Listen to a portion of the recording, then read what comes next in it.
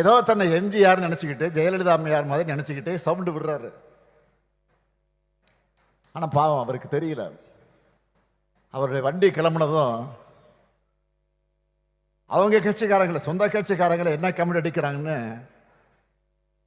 அவருடைய எந்த சதி திட்டமும் நம்ம அரசோட சாதனைகளை முன்னாடி எடுபடலை, இனியும் எடுபடாது. நம்ம திராவிட மாடல் அரசை பொறுத்த வரைக்கும்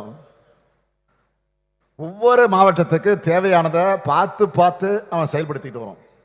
ஆனால் அவர் ஆசையில் மண் விழுற மாதிரி உங்களுடன் ஸ்டாலின், நலங்காக்கும் ஸ்டாலின் நம்ம அரசோட திட்டங்கள் மக்கள்கிட்ட பெரிய இட்டாயிடுச்சு.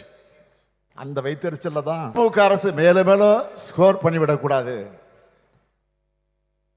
மக்களுக்கு நன்மை நடந்துடக்கூடாதுன்னு மக்கள் நலத்திட்டங்களுக்கு தடை விதிக்க நீதிமன்றம் போனார். நீதிமன்றம் என்ன சொன்னது?